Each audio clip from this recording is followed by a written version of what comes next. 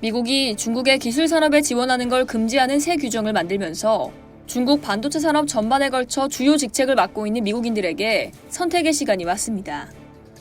이들은 중국에서 계속 일할 것인지 미국 시민권을 택할 것인지를 선택해야 하는데요.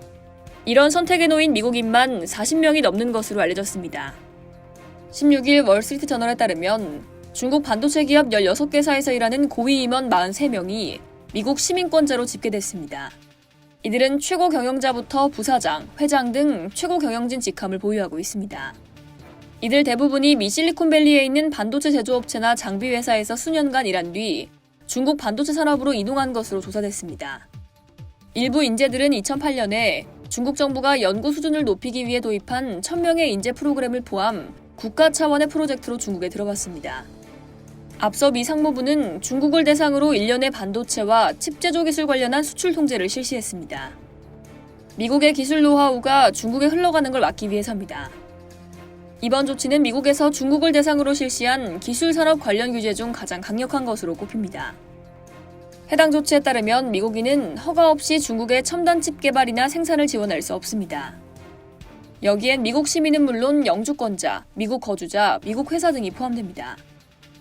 미국의 조치 이후 KLA 코퍼레이션과 랩리서치를 포함 많은 기업들이 중국에서 엔지니어들과 시니어 이하의 직원들의 작업을 중단시켰습니다.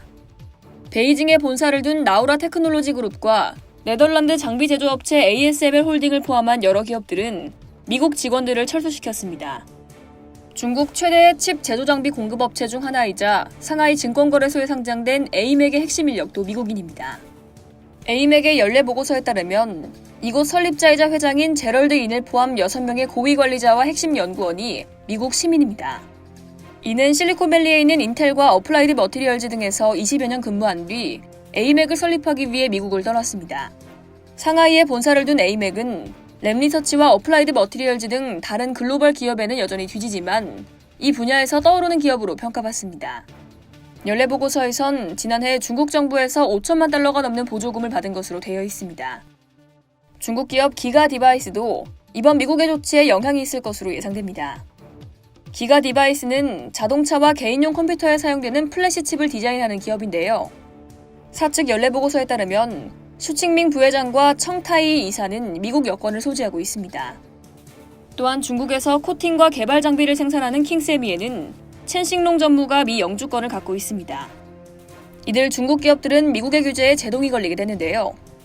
비즈니스 컨설팅 기업인 컨트롤 리스크 소속의 댄 차모로는 미국인이라면 중국 첨단칩 개발 분야에서 계속 일하려면 면허를 신청해야 한다며 이 조치는 중국 기업의 많은 고위 임원들에게 그들이 일을 계속해 나갈 것인지 미국 시민권이나 영주권을 선택할 것인지 둘 중 결정하도록 압박할 것이라고 말했습니다.